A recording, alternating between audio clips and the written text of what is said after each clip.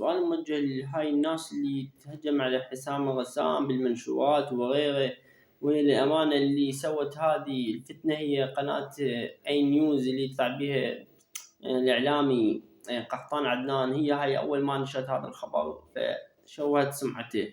أطلب معاقبة هذه القناة أي نيوز، حتى قاموا يسيئون للحشد ويتهمون الحشد ميليشيات. المهم هذا ما له علاقة بهذا الشيء. بالنسبة لحسام الغسام إنسان راقي، وأتمنى له كل الخير والتوفيق، النجاح والتوفيق الدائم إله. وطبعا بالهجمة هاي اللي إنسان أنا متأكد هو غلط، وبعد هو اللي يفتهم أفهم بعد الواحد هو دكتور الفن، وخلي يبقى للأمانة هذا دكتور الفن يبقى هذا حسام الغسام، وأحسن فنان ممكن تشوفه بحياتك. وهو مدرس الفنانين، يعني خلينا نقول دكتور الفنانين خلينا نقول.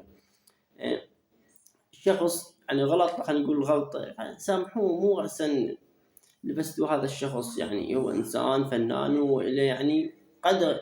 وكيف هو إنسان يعطي مثلا يقول لك هذا غلط هذا غلط، هذا صح هذا صح، وهو إنسان ورأيه يعني هو انطى رأيه. ليش يعني هاي الكراهية ضد حسام؟ يعني إلا واحد يقول الشعب كراهية، هذا ما يصير، هذا الشيء هذا غلط.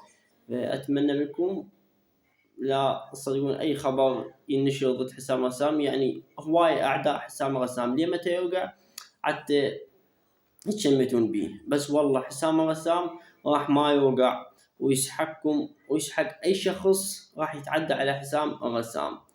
حسام غسام الأول بالعراق، وهو اللي انطى سمعة للعراق، خلى العراق بكل العالم محترم.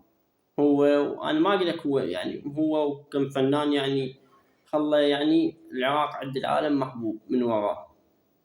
فخسارة خسارة نخسر حسام غسام راح يتبرى من العراق. في يومكم انتم آراءكم احترمها.